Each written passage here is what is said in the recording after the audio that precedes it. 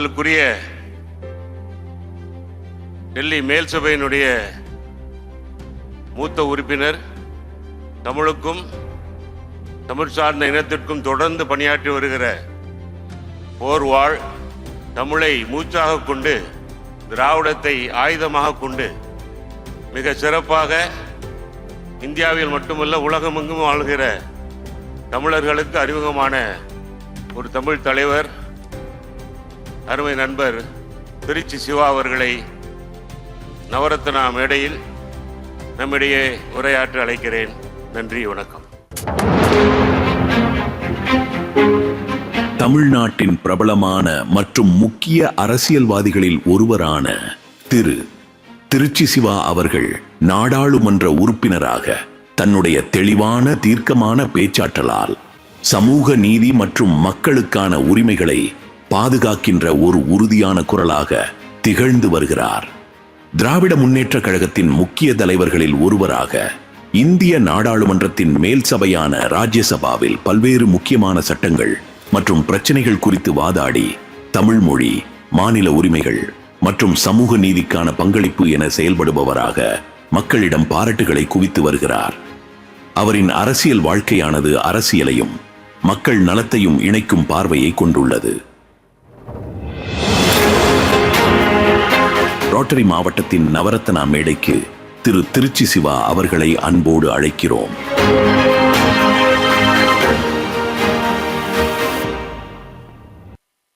மிகச் சிறப்பாக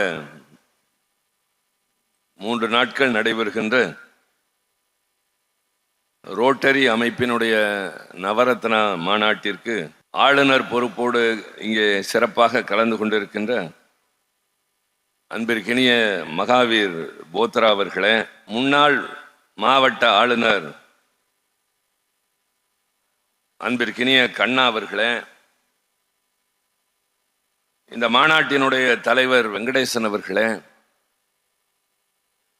அன்பிற்கினிய நாசர் அவர்களே, இந்த நிகழ்ச்சிக்கு நான் வருவதற்கு பெரிதும் முயன்ற என் அன்பு தம்பி கோட்ட செயலாளர் தம்பி சுரேந்தர் அவர்களே, ரொட்டேரியன் கிருஷ்ணபிரியா அவர்களே, ரோட்டரி அமைப்பை சார்ந்த பெரியோர்களே, தாய்மார்களே, உங்கள் அனைவருக்கும் அன்பான வணக்கம். இந்த நிகழ்ச்சி முடிந்து நான் விருதுநகரிலே ஒரு பொதுக்கூட்டத்தில் கலந்து கொள்ள வேண்டிய காரணத்தினால் மாலை 3 மணிக்கு என்று சொன்னதை மதியம் இந்த நேரத்திற்கு என்று மாற்றி அமைத்தார்கள். உணவு நேரத்திற்கு முன்பாக என்றால் என்னால் பேசி இருப்பவர்களை தக்க வைக்க முடியும். ஆனால் உணவுக்கு சென்றவர்களை வரவழைப்பது என்பது ஒரு மிகப்பெரிய காரியம். இருந்த போதிலும் இருப்பவர்கள் இந்த மாநாட்டினை சிறப்பிக்க வந்திருக்கின்ற உங்களுக்கு நான் நன்றி செலுத்த விரும்புகின்றேன். கிடைத்திருக்கின்ற இந்த குறுகிய நேரத்தில் சில முக்கியமான கருத்துக்களை உங்களோடு பகிர்ந்து கொள்ள வேண்டும் என்பது என்னுடைய அவா. என்ன தலைப்பு என்று என்னிடம் கேட்டார்கள். தெரிந்த தலைப்புகளையே கொடுப்பதை விட புதிதாக ஏதாவது தர வேண்டும் என்ற அடிப்படையில் கடமைகள் காத்திருக்கின்றன என்று சொன்னேன். கடமைகள் என்று சொல்லுகிற போது யாருக்கு என்று வருகிற போது ஒவ்வொருவருக்கும் ஒரு கடமை இருக்கின்றது. குறிப்பாக நான் முதலில் ரோட்டரி அமைப்பை சார்ந்தவர்களுக்கு பாராட்டையும் வாழ்த்துக்களையும் தெரிவிக்க கடமைப்பட்டிருக்கிறேன். என்ன காரணம் என்றால், வாழ்க்கையில் தன்னுடைய தேவைகள் நிறைவேற வேண்டும் என்பதற்காக பாடுபடுகிறவர்கள் உண்டு. அந்த தேவைகள் நிறைவேறியதற்கு பின்னால் நிறைவடைகிறவர்கள் உண்டு. தேவைகள் நிறைவேறியதற்கு பின்னாலும் அடுத்தவர்கள் வாழக்கூடாது என்பதற்காக முயல்கிறவர்களும் உண்டு. ஆனால் தங்களுடைய தேவைகள் நிறைவேறியதற்கு பின்னால் ஊரில் இருக்கிற மற்றவர்களுக்கும் நன்மைகள் நடக்க வேண்டும் என்பதற்காக ஒத்த உள்ளம் கொண்டவர்கள் ஒன்று கூடி செயல்படுகின்ற ஒரு அமைப்பு ரோட்டரி என்பதை நான் அறிவேன். எனவே எல்லா நேரங்களிலும் நீங்கள் எப்போது அழைத்தாலும் நான் அட்டியின்றி அதில் கலந்து கொள்வது வழக்கம். காரணம், நாம் விரும்புகின்ற மனிதநேயமுள்ள, மதசார்பற்ற, சாதி பேதமற்ற, எல்லோரும் ஒன்று என்று கூடி வாழ்கின்ற ஒரு குடும்பம் ரோட்டரி குடும்பம் என்பது எனக்கு பொறுத்தவரை நான் மதிக்கின்ற ஒரு தன்மை. உங்களிடையே சாதிகள் கிடையாது, மதங்கள் கிடையாது, ஏழை பணக்காரன் கிடையாது. நாட்டு மக்களுடைய தேவைகளை நிறைவேற்றுகிற நல்ல உள்ளம் மட்டும் உண்டு என்று சொல்லுகிற போது உலகம் முழுவதும் இந்த அமைப்பு பறந்து விரிந்திருப்பதன் பொருள் நம்மால் புரிந்து கொள்ள முடியும். அந்த வகையில் இன்றைக்கு பலதரப்பட்டவர்கள் இங்கே ஒன்று கூடியிருக்கிறீர்கள். வியாபார நிறுவனங்களை சார்ந்தவர்கள், மருத்துவர்கள், பொறியியல் வல்லுநர்கள், பேராசிரியர் பெருமக்கள், வியாபாரிகள் என்று பல துறையை சார்ந்தவர்கள். நான் அறிந்தவரை ஒரு அரசாங்கம் மக்களுக்கு செய்ய வேண்டிய கடமைகளை ஆர்ப்பாட்டமும் ஆரவாரமும் விளம்பரமும் இல்லாமல் செய்கின்ற அமைப்பு ரோட்டரி என்பது என்னை பொறுத்தவரை ஒரு மிகச்சிறந்த குணம். ஒவ்வொரு ஆண்டும் ஒவ்வொரு ரோட்டரி அமைப்பும் செய்து முடித்திருக்கின்ற கடமைகளை படித்து பார்க்கிற போது அல்லது கேட்டு அறிகிற போது சிலிர்ப்பாக இருக்கும். எவ்வளவு நன்மைகள், எவ்வளவு அமைதியாக ஒரு இடத்திலே அரங்கேறி இருக்கின்றது என்பது பற்றி. அதைவிட மிகப்பெரிய சிறப்பு என்பது ரோட்டரியில் மட்டும்தான் இந்நாள் ஆளுநரும் இருப்பார், முன்னாள் ஆளுநரும் இருப்பார், அடுத்து வரப்போகிற ஆளுநரும் அமர்ந்திருப்பார். அடுத்து இவருக்காக நாம் இந்த இடத்தை தந்திட வேண்டும் என்ற தெளிவோடு தான் இன்றைய ஆளுநரோ இன்றைய தலைவரோ இருப்பார்கள். ஆக அவர் வருகிற போது முகத்தை சுழித்துக் கொண்டு போகாமல் கரங்குலுக்கி அவரை வரவேற்று தன்னிடம் உள்ளதையெல்லாம் அவரிடம் ஒப்படைத்து விட்டு போகிற உயர்ந்த பண்பு உங்களிடமிருந்து கற்றுக்கொள்ள வேண்டியது. அது நாங்கள் சார்ந்திருக்கிற துறையில் இல்லாத ஒன்று, பெரும்பாலும் எங்கேயும் இல்லாது. நான் அரசியல் என்று மட்டும் சொல்லவில்லை, பெரும்பாலும் அந்த மனநிலை எல்லோருக்கும் இருக்காது. இந்த பொறுப்பு என்பது தற்காலிகம். இதற்குள்ளாக நாம் செய்கின்ற செயல்கள் என்பவை தனித்து இருக்க வேண்டும் என்பதிலே தான் உங்களுக்கிடையே போட்டி. என்னுடைய காலத்தில் இது நடந்தது என்று சொல்வதைப் போல இந்த பொறுப்பு எப்படி தற்காலிகமானதோ அதுபோல வாழ்க்கை என்பதும் நிரந்தரமான ஒன்று அல்ல என்கின்ற நிதர்சனம் பலருக்கு புரிவது இல்லை. நான் வருகிற வழியில் கிடைத்த நேரத்தில் இன்று வந்த தகவல்களின் அடிப்படையில் சிலரோடு பேசிக் கொண்டு வந்தேன். எனக்கு தெரிந்த மிகச்சிலர், பலரில் மிகச்சிலர் நெருங்கியவர்கள், அவர்களை பற்றி விசாரிக்கிற போது இப்பொழுது இல்லை என்ற செய்தி கிடைத்தது. அதை கேட்டு நான் கொஞ்சம் அதிர்ச்சியுடன் வந்தேன். அது மட்டுமல்ல, இங்கே அமர்ந்திருக்கிற கிருஷ்ணபிரியா 5 வயது குழந்தையாக இருந்தபோது திருச்சியிலே வளர்ந்த குழந்தை, நான் பார்த்து வளர்ந்த பிள்ளை அது. அவருடைய தாயார் இப்போது உடல்நலம் கொண்டு இருக்கின்றார்கள். சற்றேறக்குறை அவரை பார்ப்பது போலவே கிருஷ்ணபிரியாவை பார்க்கிற போது எனக்கு தெரிகின்றது. ஆக இந்த பெண்ணை பார்க்கிற போது எனக்கு நினைவலைகள் 40 ஆண்டுகளுக்கு முன்னாலே செல்கின்றது. மனிதர்களை சந்திக்கின்ற போது நினைவுகள் பின்னோக்கி செல்லும். நான் தினந்தோறும் எனக்கு நெருங்கிய சிலருக்கு காலை வணக்கம் என்ற ஒரு செய்தி அனுப்புவேன், குட் மார்னிங் மெசேஜ் என்ற ஒன்று. அது ஏதோ வேறு ஒருவர் அனுப்பியதை மறுபடி இன்னொருவருக்கு அனுப்புவது அல்ல. நான் செல்லுகிற இடங்களிலெல்லாம் என்னுடைய மனம் கவர்கின்ற படங்களை, இடங்களை நான் படம் பிடித்துக் கொள்வேன். அவற்றை சேகரித்து வைத்துக் கொண்டு ஒவ்வொன்றாக எடுத்து அதற்குரிய வாசகங்கள், அன்றைக்கு பொருந்தக்கூடிய வாசகங்களை பொருத்தி ஆங்கிலத்திலும் தமிழிலும் அனுப்புவேன். படம் என்னுடையது, அதில் இருக்கிற வாசகங்களும் வார்த்தைகளும் என்னுடையது, கருத்துக்களும் என்னுடையவை என்று சொல்கிற போது முழுமையாக அது என்னுடையது என்று உரிமை கொண்டாடுகின்ற காப்பிரைட் எனக்கு உண்டு. இதை நான் எல்லோருக்கும் அனுப்புவது இல்லை. இதை ரசிக்கிறவர்களுக்கு மட்டும்தான் அனுப்புவேன். பாராட்டுகிறவர்களுக்கு தொடர்ந்து அனுப்புவேன். பதிலே அனுப்பாமல் இருக்கிறவர்களுக்கு அனுப்புவதை நிறுத்தி விடுவேன். அப்படி நான் ஒரு 6 ஆண்டுகளுக்கு மேலாக அனுப்பியதில் தெரக்குறை 2000க்கு மேல் சேர்ந்து இருக்கிறது. ஒன்று போல் இன்னொன்று இருக்காது. நான் மேற்கோள் காட்டுவதும் இல்லை. அன்று தோன்றுவது, அன்றைக்கு வருகின்ற சொற்கள் இந்த அடிப்படையிலே அது எனக்கே தரக்கூடிய ஒரு உற்சாகம். அதனுடைய ஒரு தேர்ந்தெடுத்த 300 படங்களை வைத்து ஒரு புத்தகமாக வெளியிட்டு இருக்கிறேன். அண்மையில் என்னுடைய 5 நூல்கள் தமிழ்நாடு முதலமைச்சர் அவர்களால் வெளியிடப்பட்டது கலைவாணர் அரங்கில். அதிலே ஒன்று இது. இதில் உள்ள சிறப்பு என்னவென்றால், அந்த நூலுக்கு அணிந்துரை தந்திருப்பது இன்றைய ஒன்றிய நிதியமைச்சர் நிர்மலா சீதாராமன் அவர்கள். ஆக அங்கே கட்சி வேறுபாடு இல்லை, கட்சி இல்லை, எங்களுக்கிடையே நட்பு மட்டும் இருக்கின்றது. என்னுடைய தினந்தோறும் அந்த செய்திகளை பார்ப்பதில் அவரும் ஒருவர். ஆக இதை நான் குறிப்பிடுவதற்கு காரணம், ஒரு மனிதன் இன்னொருவரிடம் பழகுகிற போது இன்ன காரணத்தினால் என்பதை கடந்து நமக்கிடையே கொள்கை மாறுபாடுகள் இருக்கலாம், வேறு சில வேறுபாடுகள் இருக்கலாம். ஆனால் மனிதர்களுக்குள் நெருக்கம் என்பது எதுவும் தடையாக இருக்கக்கூடாது என்பதுதான். அது மதமாகவும் இருக்கக்கூடாது, சாதியாகவும் இருக்கக்கூடாது, பணமாகவும் இருக்கக்கூடாது, கட்சியாகவும் இருக்கக்கூடாது. ஆக எனக்கு டெல்லியிலே எல்லா கட்சியிலும் நண்பர்கள் உண்டு. நான் ஒவ்வொரு கூட்டத்தொடருக்கும் ஒரு விருந்து நடத்துவேன். அந்த விருந்திற்கு எல்லா கட்சிகளை சார்ந்தவர்களும் வருவார்கள். இன்று இருக்கிற அமைச்சர்களும் வருவார்கள், எல்லா எதிர்கட்சிகளை சார்ந்தவர்களும் வருவார்கள். ஆக எல்லோரும் சங்கமிக்கின்ற ஒரு இடமாக அது இருக்குமே தவிர, எதிர்கட்சியை சார்ந்த ஒரு உறுப்பினர் வீட்டு நிகழ்ச்சி அந்த கட்சியை சார்ந்தவர்கள் மட்டும் என்பது கிடையாது. ஆக எதற்காக இதை சொல்கிறேன் என்றால், உங்களிடம் சொல்வதுதான் சரியாக இருக்கும். நான் தொடக்கத்தில் சொன்னதை போல் உங்களிடையே வேறுபாடுகள் இல்லை, எல்லோரும் ஒன்று என்று சங்கமிப்பதை அரசியலில் இருந்து நடைமுறைப்படுத்துகிற நான் உங்கள் முன்னால் இன்றைக்கு நின்று கொண்டிருக்கின்றேன். அப்படி நான் பேசிக்கொண்டு வருகிற போது இயல்பாகவே நாம் எல்லோருக்கும் அமைதியாக இருக்கிறோம் என்றால் ஏதோ யோசிக்கிறோம் என்றுதான் பொருள். யாராலும் வாழாவிருக்க முடியாது. தனியாக இருந்தாலும் சரி, பயண நேரமாக இருந்தாலும் சரி, அல்லது நம்முடைய வாகனத்திலே இருந்து வெளியே பார்த்து கொண்டு வந்தாலும் சரி, பார்வையிலே நிலைக்காமல் பல கடந்து செல்லும்.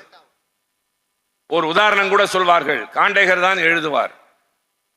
சாலையில் பயணம் செய்கிற போது கடந்து செல்கிற மரங்களைப் போல சில மனிதர்கள், வானத்திலே நிறைந்து நிற்கிற நட்சத்திரங்களைப் போல சில பேர், அதிலே தனியாக ஜொலிக்கக்கூடிய நிலவை போல் ஓரிருவர். ஆக நாம் தினந்தோறும் கடந்து செல்கிற மனிதர்களில் மனதில் பதியாத, இனம் கண்டுபிடிக்க முடியாத மரங்களைப் போல சில மனிதர்கள்.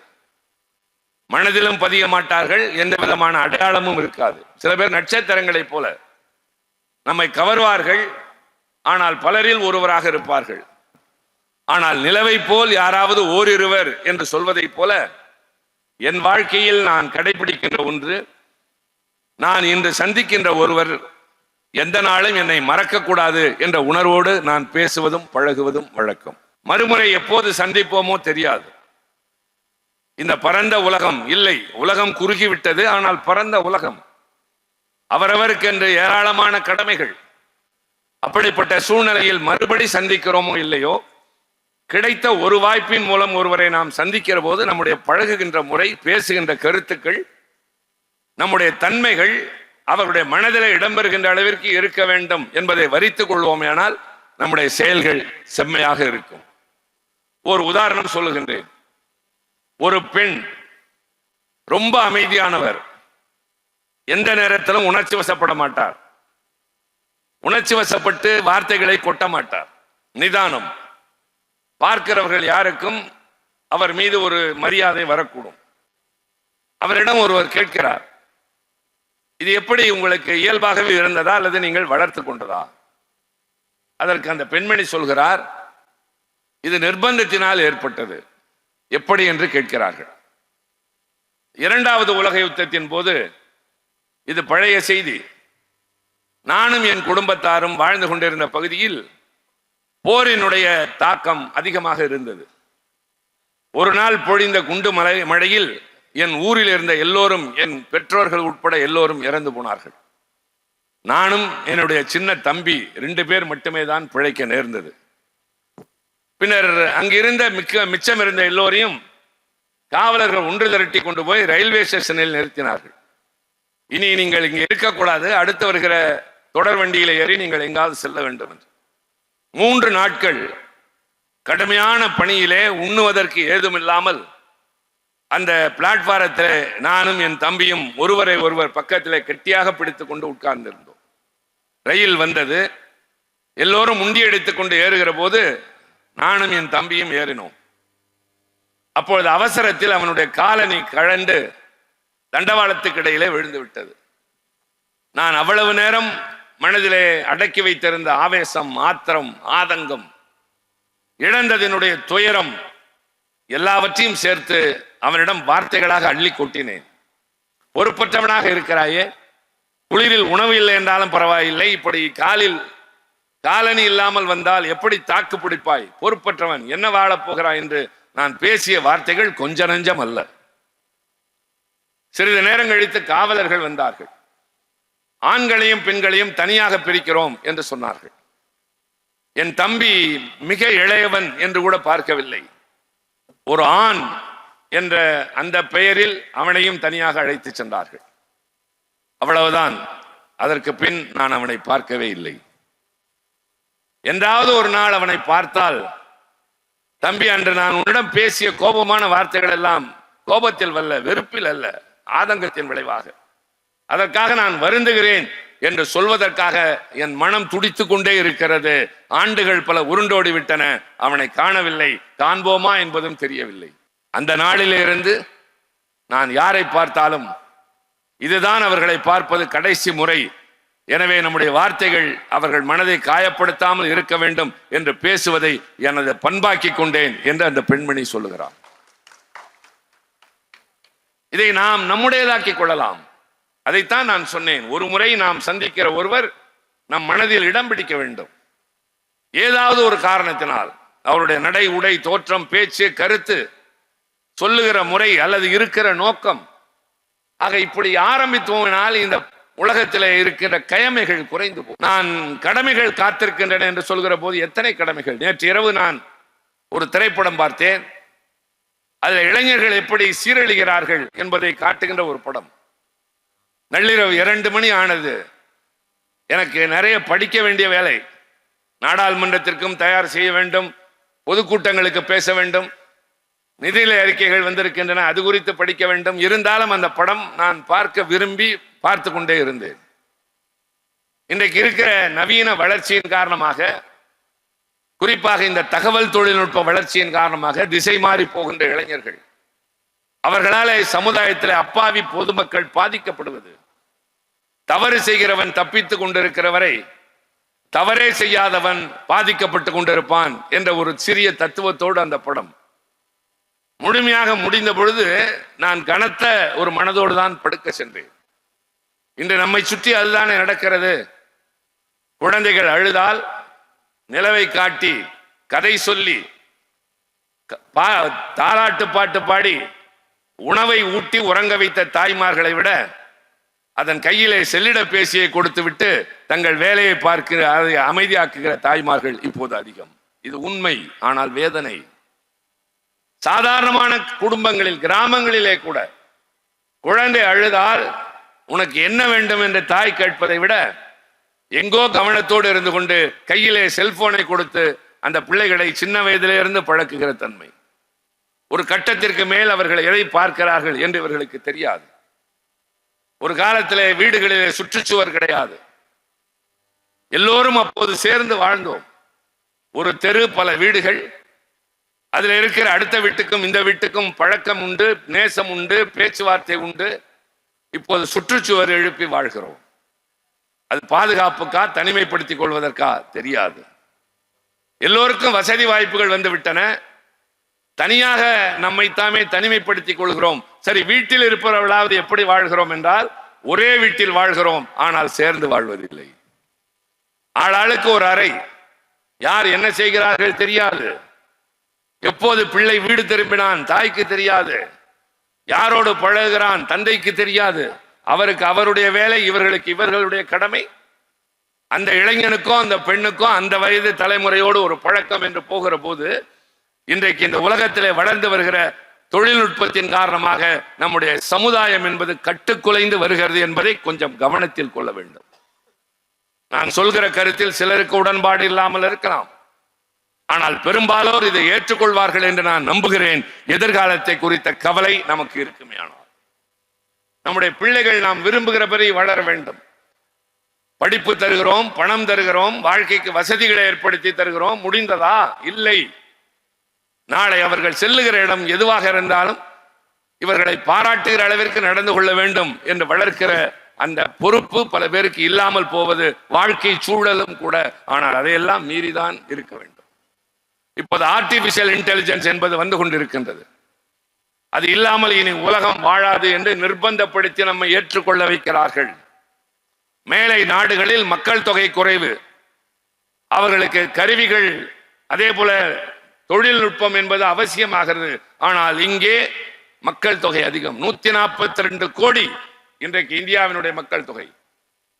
இன்னும் ஓரிரு ஆண்டுகளில் உலகத்தின் முதல் மக்கள் தொகை உள்ள நாடாக இந்தியா மாறப்போகிறது.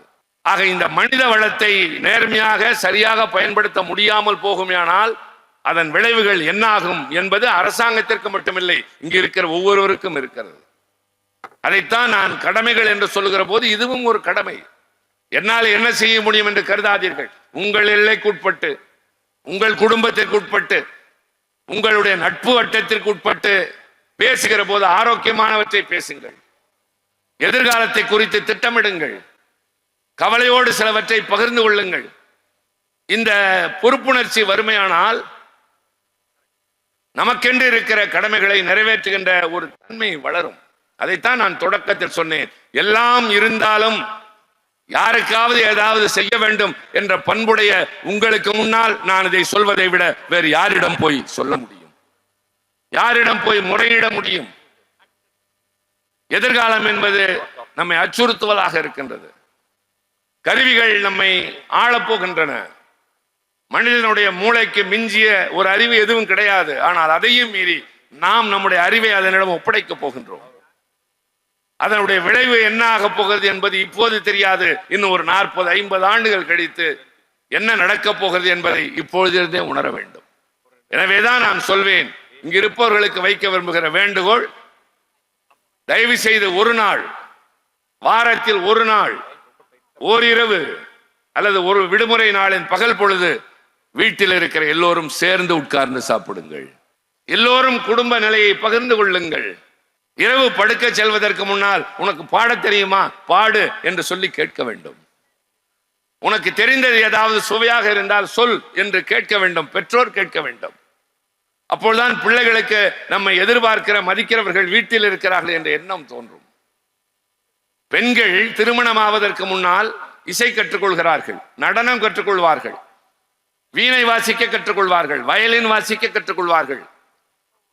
மணப்பெண்ணை பார்க்க வருகிற நாளன்று மணமகன் வீட்டார் கேட்பார்கள், பெண்ணுக்கு பாட தெரியுமா, பெண்ணுக்கு ஆட தெரியுமா, எங்கே ஒரு பாட்டு பாடு. அன்றோடு எல்லாம் முடிந்தது. திருமணமானதற்கு பின்னால் யாராவது ஒரு கணவன் மனைவியை அழைத்து ஒரு நாள் இரவு மொட்டை மாடியிலே உட்கார்ந்து கொண்டு ஒரு பாட்டு பாடு என்று சொல்லி கேட்டது உண்டா? வீணைகள் பரணியிலே உறங்குகின்றன. குரல்கள் என்பவை அடுப்படியிலே மட்டும் முணங்கிக் கொண்டிருப்பவையாக மாறுகின்றனவே. இதெல்லாம் மாறினால்தான் மனிதம் நமக்குள்ளே இருக்கும். வாழ்க்கையில் எது வேண்டுமானாலும் மங்கலாம், மனிதம் மட்டும் மங்கி போகக்கூடாது. இந்த நாட்டில் மக்கள் தொகை அதிகம், மனிதர்கள் குறைவு. இன்றைக்கு உலகத்தில் இருக்கிற தண்ணீரில் நாம் பயன்படுத்தக்கூடிய தண்ணீரின் அளவு வெறும் 3 விழுக்காடு மட்டுமே. அதை வீணாக்கி கொண்டிருக்கிறோம் அல்லது பாழாக்கி கொண்டிருக்கிறோம், மாசுபடுத்தி கொண்டிருக்கிறோம். எதிர்காலத்தை பற்றி கவலைப்படுவதில்லை. நம் பிள்ளைகளுக்கு எதிர்காலத்தில் நான் சொன்னதை போல் கல்வி இருக்கும், வீடு வாசல் இருக்கும், குடிக்க தண்ணீர் இருக்குமா கேட்டுக்கொள்ளுங்கள். சுவாசிக்க நல்ல காற்று இருக்குமா? என்ன செய்ய போகிறோம்? மகாத்மா காந்தி சொல்வார், இந்த உலகை விட்டு நீங்கள் போகிற போது புதிதாக எதையும் விட்டுவிட்டு செல்ல வேண்டாம். நீங்கள் பிறக்கிற போது உலகம் எதை கொடுத்ததோ அதை அப்படியே விட்டுவிட்டு போனால் போதும். ஆனால் அப்படியா செய்கிறோம்? ராஜஸ்தான் பாலைவனத்தில் ஒரு ரயில் போகிறது, திடீரென்று ஒரு கூட்டம் வழிமறிக்கிறது. அங்கே கொள்ளையர்கள் அதிகம். கொள்ளையர்கள் வழிமறித்து விட்டார்களோ என்று ரயில் நின்று உள்ளே இருப்பவர்கள் நடுங்குகிற போது ஒரு பெருங்கூட்டம் உள்ளே போகிறது. போனவர்கள் யாரையும் ஒன்றும் செய்யவில்லை, நேராக கழிவறைக்குள்ளே போகிறார்கள். அங்கே இருக்கிற தண்ணீரை பிடித்து குடிக்கிறார்கள்.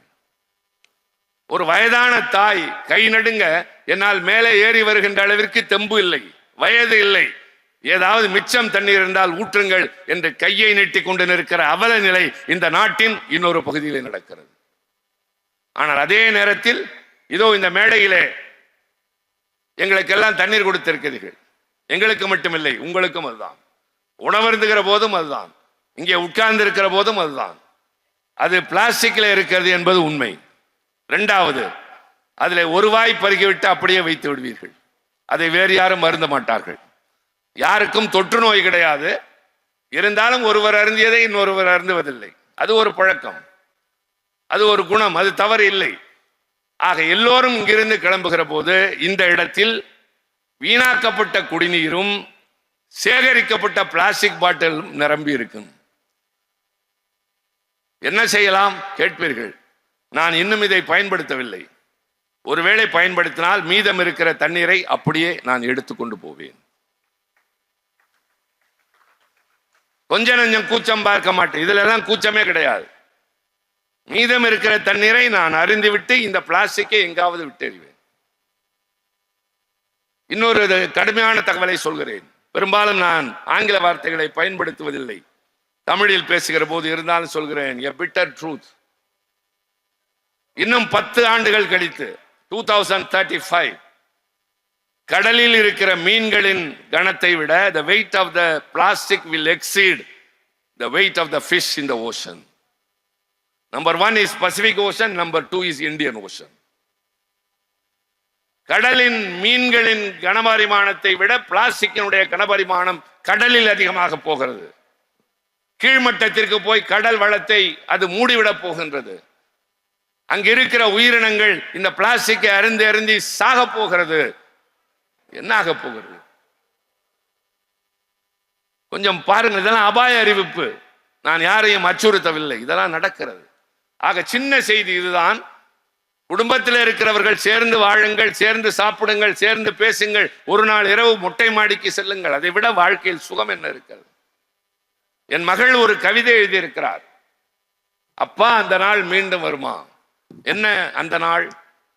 மொட்டை மாடி, ஒற்றை தென்னை மரம், வானத்திலே முழு நிலா, நீங்கள், அம்மா, நான், அக்கா, தம்பி எல்லோரும் சேர்ந்து உட்கார்ந்து சாப்பிட்டு பாட்டு பாடி தூங்குவோமே, அந்த நாள் வருமா?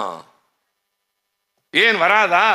மொட்டை மாடி இருக்கிறது, தென்னை மரம் இருக்கிறது, நிலவு வருகிறது. அவர்களுடைய அம்மா இல்லை. என் மனைவி மறைந்து 10 ஆண்டுகள் ஆகிவிட்டன. மற்றவர்கள் திருமணமாகி போய்விட்டார்கள். ஒற்றை மனிதனாக என் வீட்டில் நான் இருக்கிறேன். எப்பொழுதாவது வந்தால் வந்துவிட்டு போகிறார்கள். சின்ன ஏக்கம். அப்பா, அந்த நாள் மீண்டும் வருமா என்றால் என் கண்கள் பணிக்கின்றன. ஏங்குகிறேன் நானும். அந்த நாள் வருமா? அந்த மனிதர்களை சந்திப்போமா? அந்த இடம் வருமா? அந்த சுகம் கிடைக்குமா? காசு பணம் இல்லை, ஆனால் மனிதர்களோடு நேசத்தோடு வாழ்ந்த அந்த நெருக்கம் இல்லாமல் போகிறதே. அதை இழக்க வேண்டாம் என்பதற்குத்தான் இருக்கிற போதே சேர்ந்து வாழ்ந்து மனதில் அழுத்தமான எண்ணங்களை பதிய வையுங்கள் என்று வேண்டுகோள் வைக்கிறேன். ஒரு நாள் இரவு மொட்டை மாடியில் எல்லோருக்கும் வீட்டில் மொட்டை மாடி இருக்கிறது. குடும்பத்தோடு போய் உட்காருங்கள், நிறைய பேசுங்கள். யாருக்காவது ஏதாவது திறமை இருந்தால் ஊக்கப்படுத்துங்கள். எதிர்கால தலைமுறை பாழாகி போய்விடாமல் காப்பாற்றுகின்ற பொறுப்பு பெற்றோர்களாகிய உங்களுக்கு தான் இருக்கின்றது. ஒரு சிறந்த எதிர்காலத்தை இந்த நாட்டு இளைஞர்களுக்கு தருவதை விட சிறந்த இளைஞர்களை எதிர்காலத்திற்கு தருவதுதான் நாம் செய்யக்கூடிய கடமையாக இருக்க முடியும். அப்படிப்பட்டவர்களை உருவாக்க வேண்டும் என்று சொல்லி ஒரு முக்கியமான ஒன்றை மட்டும் சொல்கிறேன். வருகிற போது தம்பி சுரேந்தரிடம் அதைத்தான் சொன்னேன். முன்பெல்லாம் நான் கையெழுத்திடுகிற போது தமிழிலும் ஏதாவது குறிப்பெழுதான் கையெழுத்திடுவேன், ஆங்கிலத்திலும் அப்படித்தான் எழுதுவேன்.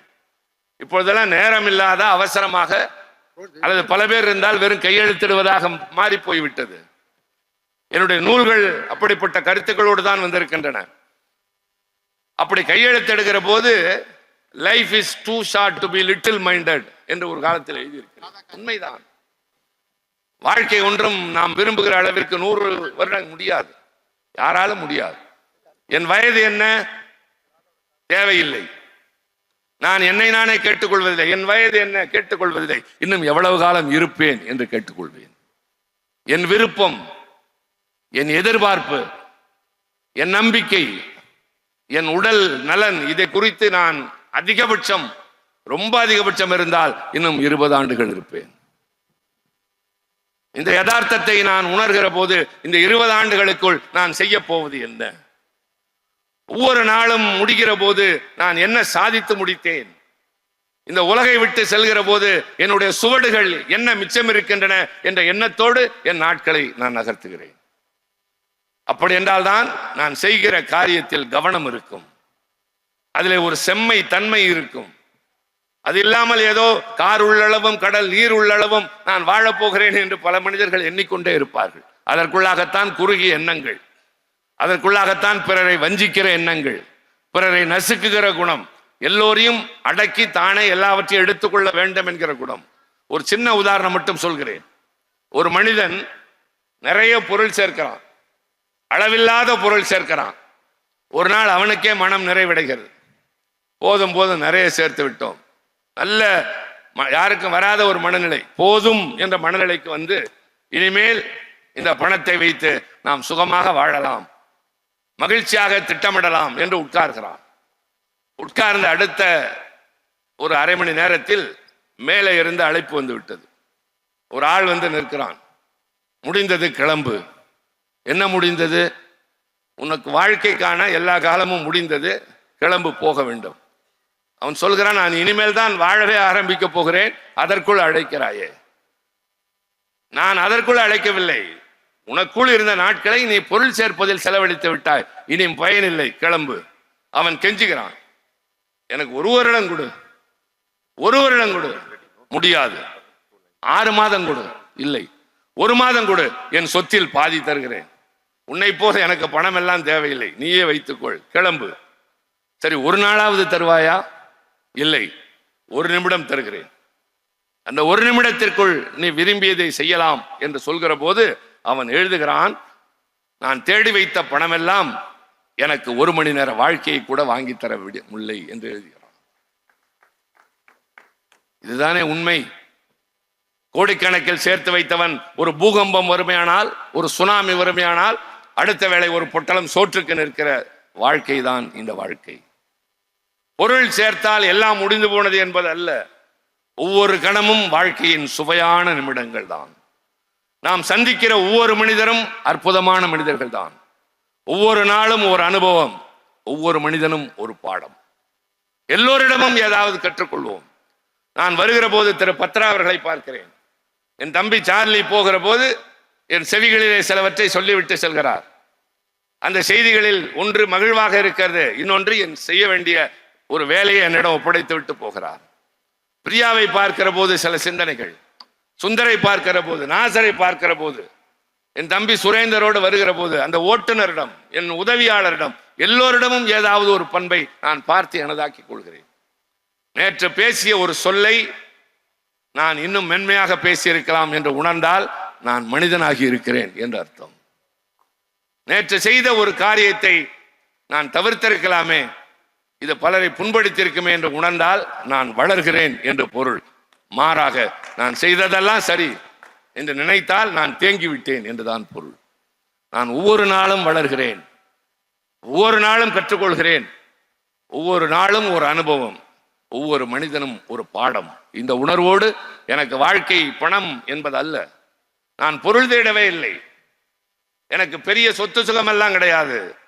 ஆனால் எனக்கு தமிழ்நாடு, இந்தியா, உலகம் முழுவதும் ஆயிரக்கணக்கில் சொந்தங்கள், நண்பர்கள் உண்டு. அதுதான் என் சொத்து, அதுதான் என் நிரந்தரம். அவர்கள் காட்டுகிற அன்பு, ஆதரவு, என் மீது வைத்திருக்கிற நம்பிக்கை, எனக்கு தருகிற பாராட்டு, இதுதான் எனக்கு ஊக்கம். என் தாயார் இளவயதிலே சொல்வார்கள், பணக்காரன் என்ன பவுனையாப்பா சாப்பிடுகிறான், அவனா அரிசி தான் சாப்பிடுகிறான் என்பார்கள். ஆக அதிகம் அளவிற்கு அது என்பது அவசியம், தேவைதான், பொருள் தேவை. அடுத்தவரிடம் கையேந்த கூடாது என்கிற அளவிற்கு பொருள் தேவை. நம்முடைய விருப்பத்திற்கு ஏற்ற வாழ்க்கை அமைத்துக் கொள்ள பொருள் தேவை. ஆனால் அளவற்ற பணம் சேர்ப்பது என்பதை மாறி வாழ்க்கையின் ஒவ்வொரு கணத்தையும் அனுபவியுங்கள், வாழ்க்கையை ருசித்து வாழுங்கள். இந்த உலகத்தில் அனுபவிக்கக்கூடியவை ஏராளம் இருக்கின்றது. இன்று நான் அனுப்பிய குட் மார்னிங் மெசேஜ் என்ற அந்த குறுந்தகவலிலே கூட மனம் பசுமையான நினைவுகளோடு பழமையை நாடுகிறது என்றுதான் எழுதியிருந்தேன். அதற்குரிய படம் ஒரு சின்ன குடிசையை போன்ற ஒரு இடத்தில் ஒரு ஆணும் பெண்ணும் போய் ஒதுங்கி நிற்கிறார்கள். அந்த படத்திற்கு நான் கொடுத்திருந்த வாசகம், பசுமையான நினைவுகளோடு மனம் பழமையை தேடி ஓடுகிறது என்று எழுதியிருந்தேன். பல பேர் ஆம் உண்மை என்று எனக்கு அனுப்பியிருந்தார்கள். ஆக எனக்கு இருக்கிற கடுமையான அரசியல் பணிகள், நாடாளுமன்ற பணிகள், இதுபோல பொதுநல நோக்கோடு செயல்படுகிற உங்களை போன்றோரை சந்திக்கிற பணிகளுக்கு இடையில் நான் இதுபோல என்னுடைய நேரத்தையும் பயன்படுத்தி நான் ஆக்கபூர்வமாக ஒன்றை உருவாக்கி கொண்டே இருக்கின்றேன். அது எப்படி விடாமல், ஆம் அதுல என்ன தொய்வு வேண்டி இருக்கிறது? தொய்வு வறுமையானால் மனம் தோற்று போனது என்று அர்த்தம். மனம் தோற்று போனது என்றால் மனிதனுடைய பயணம் வேகம் குறைந்து விட்டது என்று பொருள். வேகம் குறைந்தால் அவன் வாழ்க்கை வெற்றி அடையாது என்று பொருள். ஓடிக்கொண்டே இருப்போம், புதிதாக புதிதாக ஏதாவது செய்து கொண்டே இருப்போம், யோசித்துக் கொண்டே இருப்போம். அந்த யோசனை நம்மை கடந்து நம்மை சுற்றி இருப்பவர்களுக்கும் சேர்ந்து இருக்க வேண்டும் என்று எண்ணுகிற போதுதான் நான் என் பல வேலைகளுக்கு இடையில் ரோட்டரிக்கு தேடி ஓடி வந்ததே நீங்கள் அப்படிப்பட்டவர்கள் என்பதால் தான். உங்கள் ஆளுநர் என்னுடைய செல்லிடப்பேசியில் 2 முத்திரைகளை பதித்தார். இங்கு வந்துவிட்டு போனோம் என்பதனுடைய அடையாளம் அது இருக்கும். இங்கே ஒன்று குத்தினார், நீங்கள் ரோட்டேரியன் என்றார். எப்பொழுதுமா? இன்று மட்டுமா என்று கேட்டேன். எப்பொழுது வேண்டுமானாலும் அணியலாம் என்று சொன்னார். நான் ஆனரரி ரொட்டேரியன் என்று நான் அடிக்கடி சொல்லிக் கொள்வேன். For the sake of honour என்ற உங்கள் உயரிய விருதை நான் பெற்றிருக்கின்றேன். எனக்கு கிடைத்த விருதுகள் தி பெஸ்ட் பார்லிமெண்டேரியன் நான் வாங்கி இருக்கிறேன் 2019ஆம் ஆண்டில். இந்திய நாடாளுமன்ற வரலாற்றில் 45 ஆண்டுகளுக்கு பின்னால் ஒரு தனிநபர் மசோதா நிறைவேறியது என்றால் அது என்னுடைய மசோதா என்பது எனக்குரிய பெருமை. இளவயதில் IAS ஆக வேண்டும் என்று கனவு கண்டவன், என் அரசியல் ஆர்வத்தினால் சிறைச்சாலைக்கு ஒரு வருடம் படிக்கிற பருவத்தில் நான் ஒரு வருடம் சிறையில் இருந்தேன். அவசரநிலை காலத்தில், கல்லூரி காலத்தில். பின்னர் விடுதலையாகி வந்து முழுநேர அரசியலுக்கு வந்து IAS கனவுகளை தூக்கி இருந்தேன். அதனால் வருந்துவீர்களா என்று கேட்டார்கள். I don't regret for anything, but I don't repent for anything. காரணம், நான் எதையும் தெரிந்தும் தெளிந்துதான் செய்கிறேன். இது நான் தேர்ந்தெடுத்த பாதை. இப்போது நான் 5வது முறை நாடாளுமன்ற உறுப்பினர்.